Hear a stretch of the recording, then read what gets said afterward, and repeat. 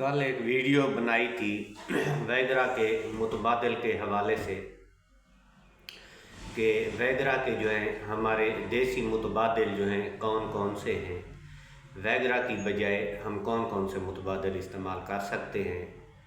तो दोस्तों ने सवाल किया कि अगर हम इसके मुतबादिल ना लें, हम वैगरा ही लें तो उसके क्या नुकसान हैं।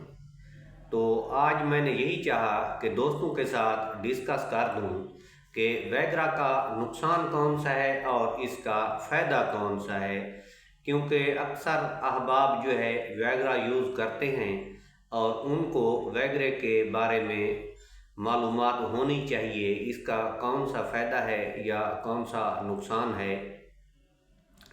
मार्केट में जो है बहुत सारे र्यूमर पाए जाते हैं। कोई कहता है वैगरा गुर्दे फेल करती है, कोई कहता है ये मुस्तकिल तौर पे ख़त्म कर देती है। ऐसा नहीं है, इसके फ़ायदे भी हैं, नुकसान भी हैं, क्योंकि ये साइंटिफिक रिसर्च से बनाई गई चीज़ है। सरासर ये नुकसानदेह भी नहीं है, लेकिन इसका जायज़ इस्तेमाल किया जाए फ़ायदा भी देती है, अगर इसका गलत इस्तेमाल किया जाए तो नुकसान भी करती है। तो नाज़रीन, सबसे पहले तो इसकी डोज़ के हवाले से अगर मैं बात करूं तो पाकिस्तान में जो है अक्सर इसकी डोज़ की कन्फ्यूजन पाई जाती है। जो हमें नुकसान हो रहे हैं वो ओवर डोज़ की वजह से हो रहे हैं। वियाग्रा जो है हम लोग ओवर डोज ले रहे हैं। वियाग्रा की जो डोज़ है 1 mg पर ईयर के हिसाब से है। वैसे जो इसकी रिकमेंडेशन है 30 साल से कम इसको इस्तेमाल नहीं करनी चाहिए। 30 साल से ऊपर उम्र का इसका बंदा है तो वो इसे इस्तेमाल करे। अगर 30 साल की उम्र का बंदा इसे इस्तेमाल करेगा तो उसकी डोज बनती है 30 mg, यानी कि अब मार्केट में 25 mg भी अवेलेबल है शायद, वही 25 mg वाली बनती है 30 साल की उम्र के लिए। फिर जितने ईयर बढ़ते जाएंगे, जितना साल बढ़ते जाएंगे उतने उसके mg बढ़ते जाएंगे, यानी कि 40 साल की उम्र का बंदा जो है वो 40 mg इस्तेमाल करे और 50 साल का जो बंदा है वो 50 mg इस्तेमाल करे और 60 साल का जो बंदा है वो 60 mg ही इस्तेमाल करे, इससे ज़्यादा ना करे। हाँ, जो लोग जो एडिक्टेड होते हैं वो 35 या 40 से इस्तेमाल कर रहे होते हैं, फिर जो है वो टॉलरेट कर जाते हैं। सिलेंडीनाफिल है इसका फार्मूला, ये सिलेंडीनाफिल को यानी कि वियाग्रा को जो है टॉलरेट कर जाते हैं। फिर जो 60 के ऊपर है वो 100 mg जो है वज़न डोज ले सकते हैं, जिनकी उम्र जो है 60 साल से ऊपर है और वो 35 साल से यूज़ कर रहे हैं तो वो इसको जो है टॉलरेट कर चुके हैं। अदरवाइज इसका वज़न जो है पर ईयर पर mg है, यानी कि 30 साल की उम्र में आप 30 mg ही ले सकते हैं, इससे ज़्यादा नहीं ले सकते। अब बात करते हैं इसके नुकसान के हवाले से। इसके नुकसान जो है, एक तो हम ओवर डोज ले रहे हैं जिसकी वजह से जो है हमें नुकसान हो रहे हैं। दूसरी ये बात है कि इसका जो है आंखों पे असर पड़ता है। मैंने अपनी ज़िंदगी में ऐसे मरीज़ भी देखे हैं जिन्होंने 15-20 साल मुसलसल वियाग्रा इस्तेमाल किया और वो अंधे हो गए।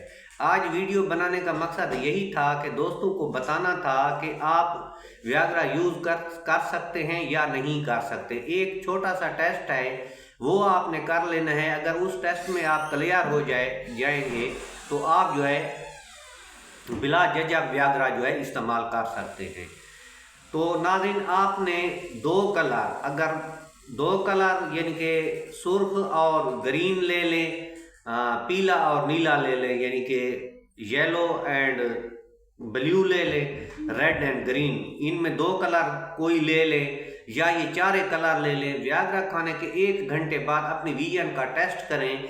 अगर आप ये 4 कलर की पहचान कर सकते हैं तो फिर इसका आपको कोई साइड इफ़ेक्ट होने वाला नहीं है, आप बेदरेग इसको इस्तेमाल करें।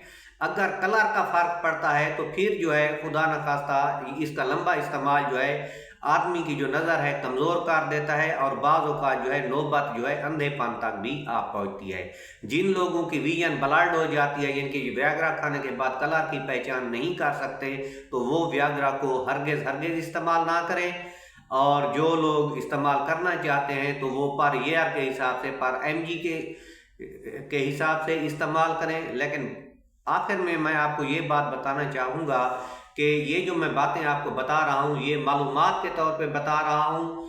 वियाग्रा इस्तेमाल करने से पहले किसी माहिर डॉक्टर की जो है रहनुमाई ज़रूर लीजिएगा।